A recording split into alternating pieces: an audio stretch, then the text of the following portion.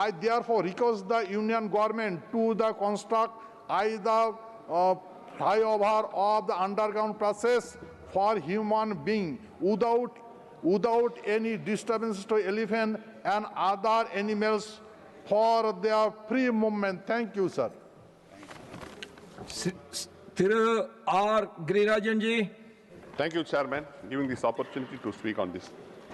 The Tamil Nadu Power Generation and Distribution Corporation operates and manages various power projects in Tamil Nadu with a significant total installed capacity of over 45,000 megawatts. TANGEDCO is one of the best DISCOM in the country. As the sole distributor of electricity in Tamil Nadu, TANGEDCO ensures that electricity reaches homes, businesses and industries efficiently. Sir, TANGEDCO has consistently urged Central Financing Agencies, Power Finance Corporation, PFC and REC Limited to reduce the interest rates on loans to ease their business and to pay approximately 7,000 crore in interest annually on loans from central institutions, which are rate reduction could significantly decreases. Sir, the TANGEDCO has been working on restructuring its debt and improving financial performance, including improving its ranking to secure better terms with a projection to break even within the 3 financial years. The Tamil Nadu government continued to call for a reduction of PFC and REC loan interest rates by at least 1.5% and a new comprehensive debt restructuring scheme. Therefore, sir, I urge the Union government to reduce interest rates on loans from PFC and REC by at least 1.5% to alleviate the financial strains and for the development of TANGEDCO, Tamil Nadu. Thank you, sir. Dr. Anil Sukhdev Rao Bonde ji. धन्यवाद आदरणीय सभापति महोदय। मैं आपके माध्यम से प्रधानमंत्री नरेंद्र जी मोदी तथा स्वास्थ्य मंत्री जेपी नड्डा जी, इन्होंने जो मानवीय और स्वास्थ्य हेतु कदम उठाए हैं उसके लिए उनका अभिनंदन करता हूं, आभार व्यक्त करता हूं। 2021 के पहले रेयर डिसीज़ के बारे में कोई पॉलिसी नहीं थी। 2021 में national policy for the rare disease यह प्रधानमंत्री जी द्वारा स्थापन की गई और उसके माध्यम से पूरे भारत भर में सेंटर ऑफ एक्सलेंस यह निर्माण हो गए और इस रेयर डिसीजेस में लाइजोसोमल स्टोरेज डिसऑर्डर यानी गोचर, पॉम्पे, फेब्री, एमपीएस ऐसे डिसऑर्डर के लिए 50 लाख रुपए प्रति रुग्ण प्रति बालक ऐसे दिए जाते हैं और उसमें एंजाइम रिप्लेसमेंट थेरेपी ये इस बच्चों की जाती है। Life long life saving therapy है ये एंजाइम रिप्लेसमेंट थेरेपी। उसके वजह से बच्चे की ग्रोथ अच्छी होती है, उसका मेंटल रिटार्डेशन रुकता है। लेकिन इस पॉलिसी में कुछ सुधार करने के लिए मैं ये धरोहर में रख रहा हूँ कि 50 लाख खत्म होने के बाद में ये सेंटर ऑफ एक्सलेंस भी गवर्नमेंट के है, गवर्नमेंट की ट्रीटमेंट रहती है, लेकिन 50 लाख खत्म होने के बाद में उनकी डिसकंटिन्यूएशन ऑफ ट्रीटमेंट हो गई तो बच्चों को रिलैप्स आता है और उनकी जान जाने की संभावना रहती है। जितने पैसे अलॉट किए गए थे उसमें से बचे हुए, तो इसलिए मेरी विनंती है सरकार से कि ये बच्चों को life long enzyme replacement therapy मिले, इसलिए 50 लाख का कैप जो है वो निकालने की मैं विनंती करता हूँ। उसके अलावा एक पोर्टल भी बनाया है जिसमें CSR फंडिंग या कोर फंडिंग भी है। वो कोर फंडिंग को चालना देके ये बच्चों को जो हजारों में बच्चे हैं उनका रजिस्ट्रेशन उस पोर्टल पे होना चाहिए और long term uninterrupted enzyme replacement therapy ये बच्चों को मिलना चाहिए। और जो फंड सेंटर ऑफ एक्सलेंस को दिया गया है वो सेंटर ऑफ एक्सलेंस को गाइडलाइन और SOP देके टाइमली एंड कंटिन्यूअस यूटिलाइजेशन इस फंड का हो, यानी जो दूर दराज के बच्चे आते हैं वो दूर दराज के बच्चे वो सेंटर ऑफ एक्सलेंस में उनको रहना पड़ता है, उनको एंजाइम रिप्लेसमेंट थेरेपी मिले और किसी की जान न जाए, उसके लिए मैं आज का 0 ओवर रखा हूँ। धन्यवाद अध्यक्ष महोदय। श्रीमान महाराजा सनबोजा लेसाम्बो। Thank you, sir. Sir, my 0 hour is demand for establishment of assembly units of electronics or electrical garments PSU in Manipur. Sir, Manipur is a small landlocked state with an estimated population of about 30 lakh plus only. As of now, the state has no big industrial corporate house. Only small and very few medium enterprises are functioning in the state. The literacy rate as per latest population census is 76.94%. State's annual unemployment rate is 4.7% as of 2022-2023, while the national average is 3.2%. As such, unemployment in the productive age group and educated unemployed category is rampant in the state, but the state has abundance of skillful young generation having degrees or diplomas in electronics, electrical, and computer and the other engineering branches.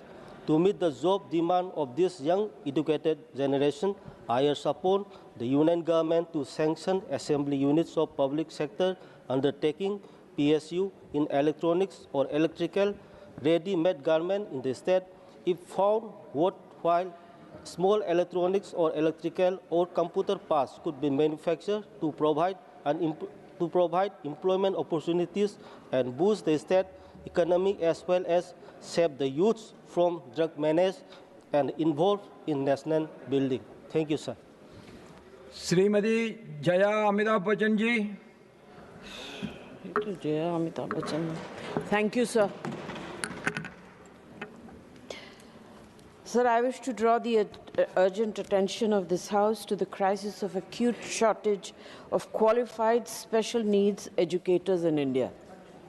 For millions of children with disabilities, it is a daily struggle for inclusive education.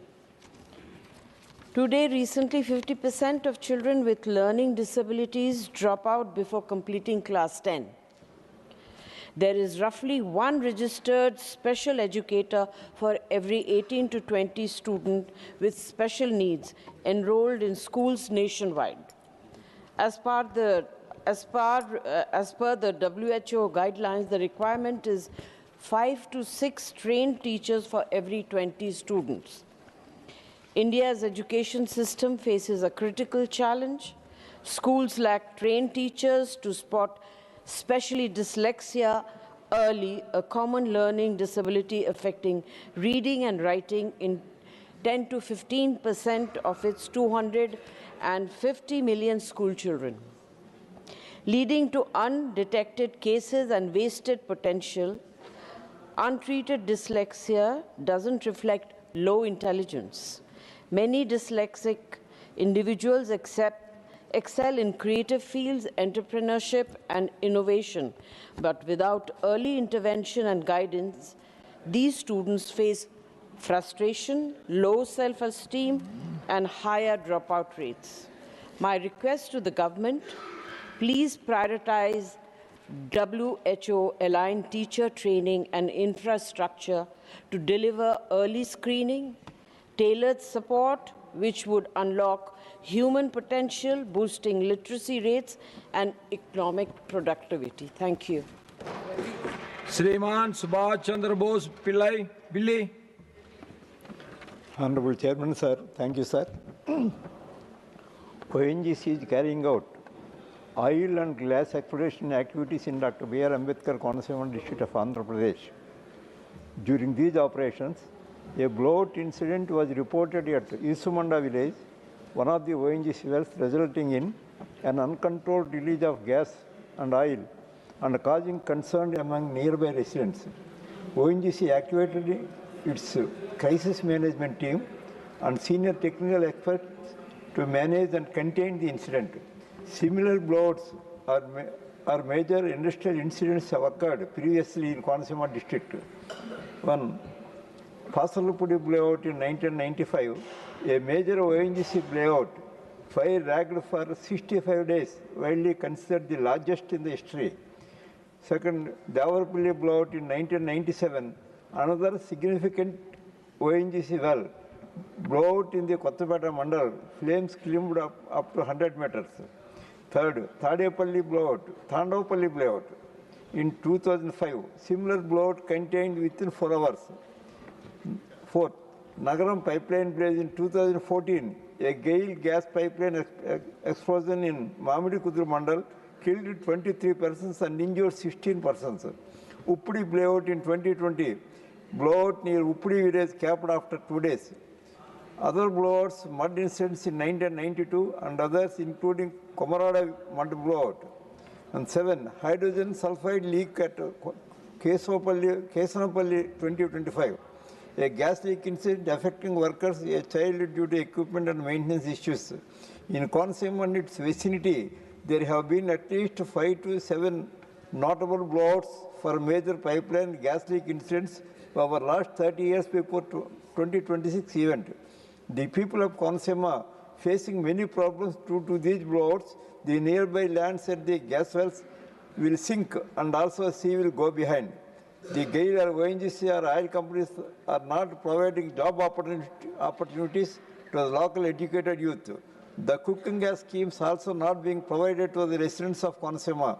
I urge the Petroleum Ministry, necessary action may be taken for immediate financial assistance to the enhanced financial assistance to the affected farmers due to Irisumanda incidents, and also keep in mind that these efforts aim to control the blowouts, protect residents, and restore normalcy while assessing and mitigating impacts on local communities and agriculture. Thank you, sir. श्रीमान Sujit Kumar ji. Sir, I rise to highlight the need for corporate support for research in our country. Sir, Section 135 of the Companies Act mandates that companies that meet certain financial threshold have to spend on CSR.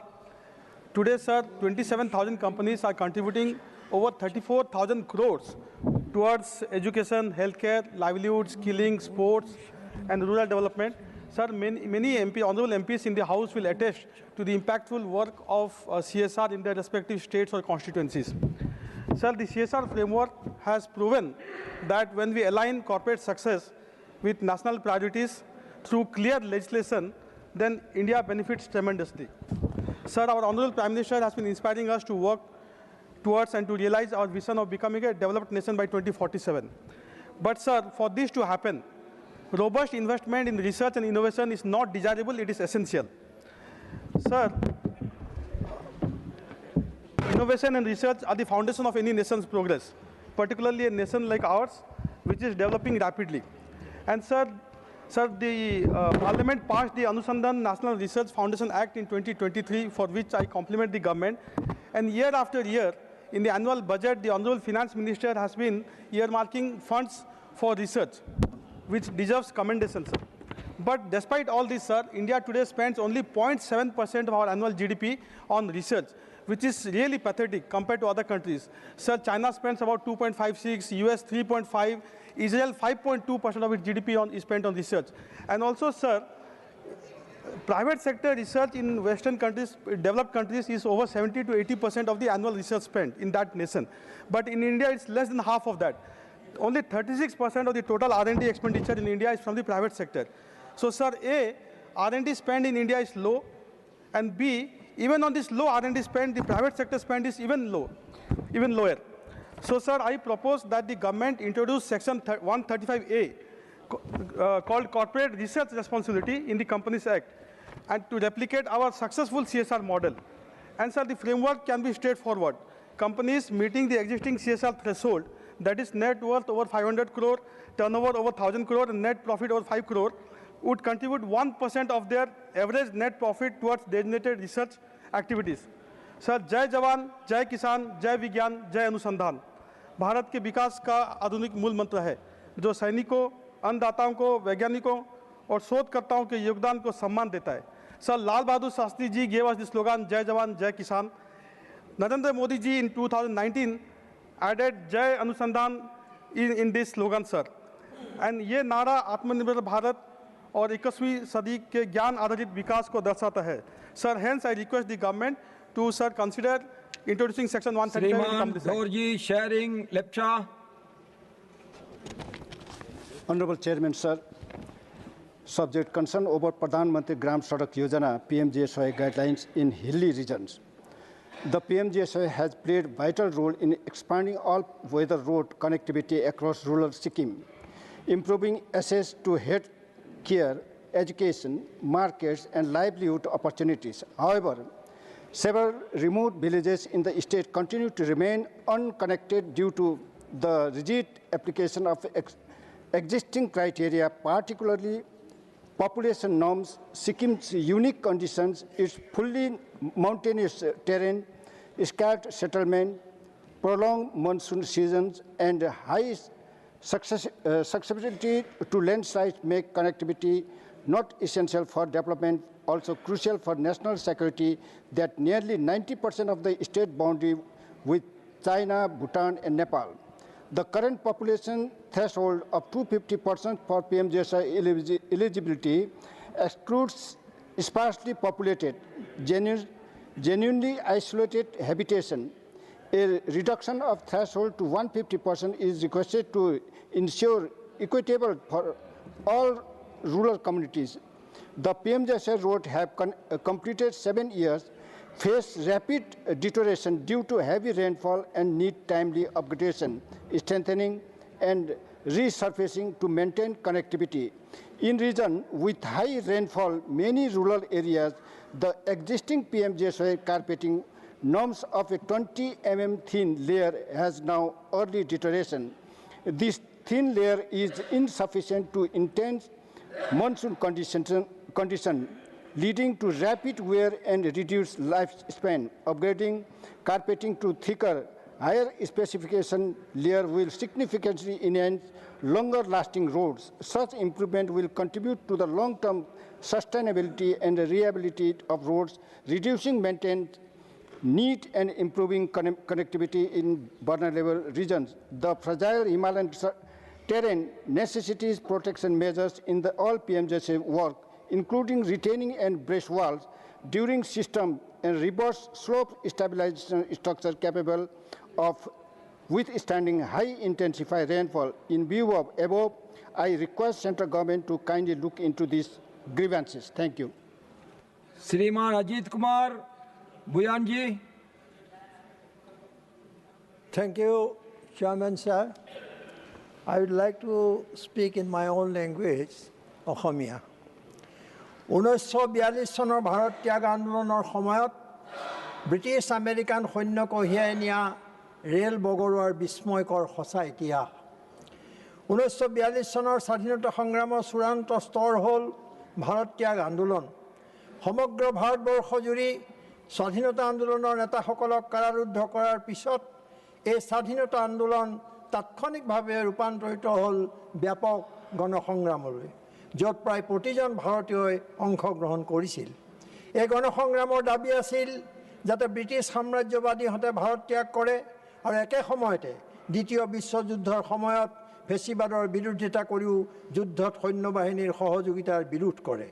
ভাৰতৰ বিভিন্ন ঠাইৰ দৰে অসমৰ আন্দোলনকাৰীসকলেও বিভিন্ন ঠাইত দলং আৰু চৰকাৰী কাৰ্যালয় আদিত অগ্নিসংযোগ কৰা, সৈন্যবাহিনীলৈ ৰচদ পাতি বন্ধ কৰি দিয়া আদি কামবোৰ কৰিছিল। পৰিণামস্বৰূপে সাধাৰণ মানুহৰ ওপৰত সৈন্যবাহিনীৰ লগতে পুলিচৰ অমানুষিক অত্যাচাৰ দিনে দিনে বাঢ়ি আছিল। সাধাৰণ মানুহৰ ওপৰত সৈন্যবাহিনীৰ এনে জনবিৰোধী নিৰ্মম অত্যাচাৰৰ বিৰোধিতা কৰিবলৈ কংগ্ৰেছৰ স্বাধীনতাকাংক্ষী অগ্ৰণী ভলণ্টিয়াৰসকলে সৈনিক কঢ়িওৱা ৰেল বগৰোৱাৰ সিদ্ধান্ত পৰ্যন্ত লৈছিল। এই সিদ্ধান্ত কাৰ্যকৰী কৰিবলৈ সেই সময়ৰ নগাঁৱৰ কংগ্ৰেছী নেতা আৰু কৰ্মীসকলে গুৱাহাটীৰ ওচৰৰ কোনোবাখিনিত কামটো কৰাত অৱশেষত খাটাং কৰিলে আৰু ইয়াৰ বাবে চূড়ান্তভাৱে নিৰ্বাচন কৰিলে গুৱাহাটীৰ পূব পিনে থকা পাণবাৰী আৰু পানীখাইটি ৰেল ষ্টেচনৰ মাজৰ নলঘুলি নামৰ ঠাইডোখৰ। এই অভিযানৰ আগভাগ লৈছিল স্বাধীনতা যুঁজাৰু মুক্তি বাহিনীৰ অগ্ৰণী নেতা মহদানন্দ দেৱগোস্বামী আৰু তেখেতৰ 10জন সহযোগী যোদ্ধাই। এইসকল নগাঁৱৰ বিভিন্ন ঠাইৰ আছিল আৰু মহাদানন্দ দেৱগোস্বামী নিজে আছিল মায়ঙৰ বাসিন্দা। মৃত্যু বাহিনীৰ এইসকল যোদ্ধাই 1942 চনৰ 24 নৱেম্বৰ তাৰিখে সন্ধিয়া 7 বজাৰ পৰা 8 বজাৰ ভিতৰত বৰ্তমানৰ নাগালেণ্ডৰ তাহানিৰ অসমৰ ডিমাপুৰলৈ এখন বিশেষ ৰেলযোগে প্ৰায় 700ৰ পৰা 1000জন ব্ৰিটিছ আমেৰিকান সৈনিক কঢ়িয়াই নিয়া ৰেলৰ চিৰি লাইনচ্যুত কৰি গোটেই ৰেলকেইখন জিগাৰু নৈ এটা ঘুলিত বগৰাই চালক পৰিচালকৰ লগতে আটাইবোৰ সৈনিককে নিহত কৰিছিল। ই আছিল ভাৰতৰ স্বাধীনতা আন্দোলনৰ এক ব্যতিক্ৰমী ঘটনা। সম্ভৱতঃ অসমতে এই ঘটনা সংঘটিত হৈছিল, অথচ যিটো ঘটনা আজিলৈকে ভাৰতৰ কোনো বুৰঞ্জীত লিপিবদ্ধ নহ'ল আৰু অন্ধকাৰতে থাকি গ'ল। উল্লেখযোগ্য যে ৰেলখনৰ ইঞ্জিনটো আছিল নলঘুলিৰ ৰেল আলি আৰু দ পিটনিৰ তলত পুত গৈ আছে বুলি স্থানীয় ৰাইজে দাবী কৰিছে। স্বাধীনতাৰ এই বিৰল ঘটনা ভাৰতৰ কোনো বুৰঞ্জীত উল্লেখ নাথাকিলেও জ্ঞানপীঠ বঁটা বিজয়ী অসম সাহিত্য সভাৰ প্ৰাক্তন সভাপতি ডক্টৰ বীৰেন্দ্ৰ কুমাৰ ভট্টাচাৰ্যই লিখি উলিওৱা श्रीमान हर्ष महाजन जी, श्रीमान राजीव शुक्ला जी। धन्यवाद सभापति जी। अश्विनी वैष्णव जी, अश्विनी वैष्णव जी, अच्छा इलेक्ट्रॉनिक मिनिस्टर यहाँ बैठे हैं।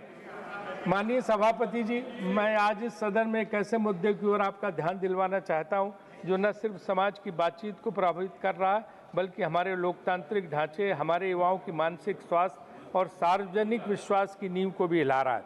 बात सोशल मीडिया की है और उससे भी ज़्यादा सोशल मीडिया की जवाबदेही की है। आज स्थिति है कि कोई भी कुछ लिख देता, किसी पर भी आरोप लगा देता, किसी की भी प्रतिष्ठा को एक ही पोस्ट में तार तार कर देता है। और माननीय सभापति जी, एक बार कोई चीज़ वायरल हो गई तो उस झूठ को वापस लेना लगभग असंभव हो जाता है।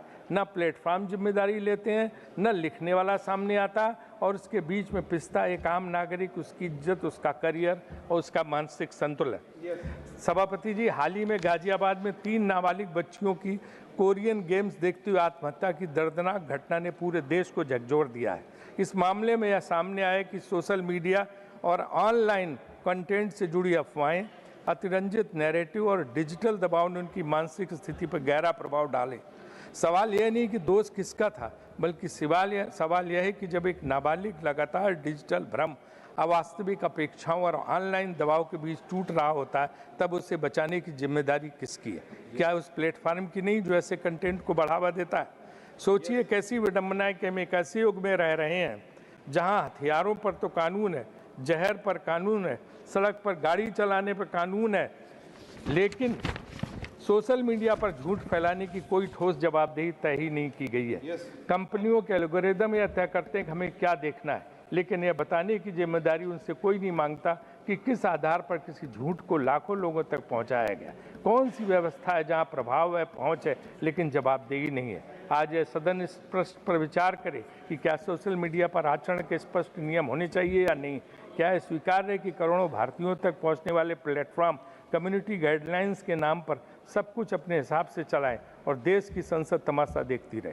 क्या यह उचित है किसी व्यक्ति की छवि नष्ट की जाए, किसी महिला को लगातार ऑनलाइन उत्पीड़न सहना पड़े, किसी किशोर की मानसिक सेहत बिगाड़ी जाए और फिर भी जिम्मेदारी कोई ना हो? मैं विनम्र आग्रह करता हूं, मंत्री जी यहाँ बैठे भी हुए हैं, कि सरकार इस विषय पर स्पष्ट ध्यान नहीं दे रहे। मंत्री जी सुनिए, बस अश्विनी जी, मैं विनम्र आग्रह करता हूं सरकार से विषय पर कि स्पष्ट नीति लेकर आए, ऐसी नीति जिसमें अभिव्यक्ति की स्वतंत्रता भी सुरक्षित रहे और गलत सूचना फैलाने वालों की जवाबदेही भी तय हो। ऐसी नीति जिसमें कंपनियों की पारदर्शिता, कंटेंट मॉडरेशन की समीक्षा, ग्रीवांस रिड्रेसल की मजबूती और भारतीय उपयोगकर्ताओं की डिजिटल सुरक्षा पर ठोस कदम उठाए जाएं। सभापति जी, सोशल मीडिया केवल मनोरंजन का मंच नहीं है, यह जनमत निर्माण का सबसे प्रभावशाली माध्यम बन चुका है। इसलिए सुधामूर्ति जी। Thank you, sir, giving me a point to talk on foot reflexology. Sir, foot is one of the part of the body which we always neglect, but it really gives lot of benefits which we do not even consider. For example, by finding out the sensitive point, stimulates point in the feet, you can reduce the pain, you can relax, and stress also can be reduced. This practice is very common in Southeast Asia, starting from Thailand, Indonesia, Laos, Vietnam, and many more countries. It is similar to our massage, how Indian traditional massage is so well known, and many people come from abroad to take Indian massages. People do come to all this Southeast Asia for this treatment. It is non-invasive, pain reduction, and very useful for people if they are in a old age. Government of India, particularly Ayush Department, is well known for adapting herbal, natural, time-tested, traditional treatments. Foot reflexology is also one of the traditional treatment which is practiced in Southeast Asia.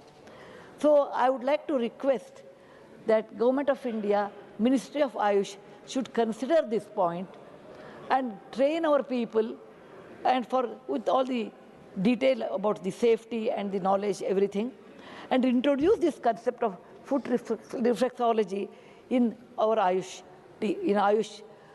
hospitals. Sir, with the diabetic, people have become extremely sensitive nowadays because it's one of the major problems in India. So every hospital should have a separate section for this foot treatment, foot reflexology, massaging, and understanding how you can reduce non-invasive treatment and pain. And we can also have other treatments along with the foot problems in diabetic cases because it affects. So people will come to know early diabetic intervention, and you can also find out what causes, and we can also take the treatment. So I consider this is one of the neglected part, but we should introduce the new concept of treating our feet and give the proper treatment. Thank you very much, sir, for giving me time. Dhanyawad. Doctor Mehta विश्राम कुलकर्णी जी। माननीय सभापति महोदय, मेरा आज का शून्यकाल पुणे और दिल्ली के बीच प्रीमियम ट्रेन सेवा प्रारंभ करने के बारे में है। माननीय महोदय, पुणे एक अत्यंत महत्वपूर्ण शहर है और उससे जुड़ी समस्या, ट्रेन की समस्या की ओर मैं आपका ध्यान आकर्षित करना चाहती हूँ। महाराष्ट्र एक विद्या नगरी है। महाराष्ट्र केवल पुणे एक विद्या नगरी है, वो केवल महाराष्ट्र के लिए नहीं बल्कि पूरे देश के लिए एक शिक्षा की नगरी है। उसे ऑक्सफोर्ड ऑफ द ईस्ट कहा जाता है। पुणे एक आईटी हब है। पुणे एक औद्योगिक और स्टार्टअप सिटी है। पुणे में बहुत ही प्रतिष्ठित ऐसी शिक्षण संस्थाएं हैं, अनुसंधान केंद्र है, बहुत सारे आईटी कंपनीज हैं, ऑटोमोबाइल और डिफेंस के उद्योग है। पुणे अब डिफेंस कॉरिडोर भी बनने जा रहा है, तो इससे जुड़े बहुत सारे उद्योग पुणे में हैं। इसकी वजह से पुणे में बहुत सारे छात्र, प्रोफेशनल्स, उद्यमी, कारोबारी और सरकारी अधिकारी कार्यरत हैं और हजारों लोग पुणे से दिल्ली आते जाते रहते हैं। इसके बावजूद माननीय महोदय, देश की राजधानी दिल्ली से पुणे जैसे महत्वपूर्ण सिटी के बीच आज तक कोई भी सीधी, तेज और प्रीमियम श्रेणी की रेल सेवा उपलब्ध नहीं है। ये अत्यंत दुर्भाग्यपूर्ण है माननीय महोदय। वर्तमान में पुणे और दिल्ली के बीच चलने वाली जो ट्रेन है वो 20 से 30 घंटे लेती है। एडिशनली बहुत ही अनिश्चितता है, भीड़ है, बहुत ही सीमित सुविधाएं हैं। प्रीमियम विकल्पों का अभाव यात्रियों को बड़ी परेशानी निर्माण कर रहा है। आज माननीय महोदय, पूरे देश में बहुत सारे शहरों को जोड़ने वाली राजधानी एक्सप्रेस, वंदे भारत और तेजस जैसी सुविधाओं से जोड़ा जा रहा है। राजधानी एक्सप्रेस जैसी ट्रेनें, स्लीपर ट्रेनें राजधानी को बड़े शहरों से जोड़ रही है। मैं आग्रह करती हूँ माननीय महोदय कि पुणे और भारत की राजधानी दिल्ली के बीच राजधानी एक्सप्रेस को जोड़ा जाए, नहीं तो वंदे भारत स्लीपर ट्रेन शुरू की जाए, तेजस एक्सप्रेस जैसी ट्रेन भी की जा सकती है। मेरी सरकार से ये रिक्वेस्ट है, ये अनुरोध है कि पुणे जैसे महत्वपूर्ण सिटी को वंचित न रखा जाए। धन्यवाद माननीय महोदय। श्रीमान हर्ष Mahajan ji. Thank you, Honorable Chairman, sir. I would like to draw the attention of this House to the Pangi Valley region in Chamba district of Himachal Pradesh. and the need to develop Chamba-Kilar-Leh route as both a lifeline for the tribal citizens of this region as well as a critical defense route for the nation. Sir, Pangi Valley is a tribal-dominated area in the aspirational district of Chamba. It is home to more than 25,000 tribal citizens who remain cut off from the rest of the country for nearly 8 months every year. Due to the pure and seasonal road connectivity, access to healthcare, education, and essential services becomes severely restricted.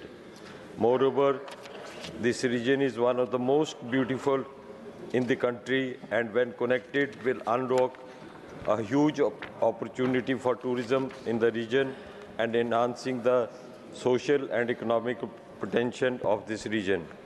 The development of Chamba-Kilar road into an all-weather road, also with a proposed Chani Pass tunnel of 8.5 kilometers, will end this isolation. Sir, this corridor also carries exceptional strategic importance.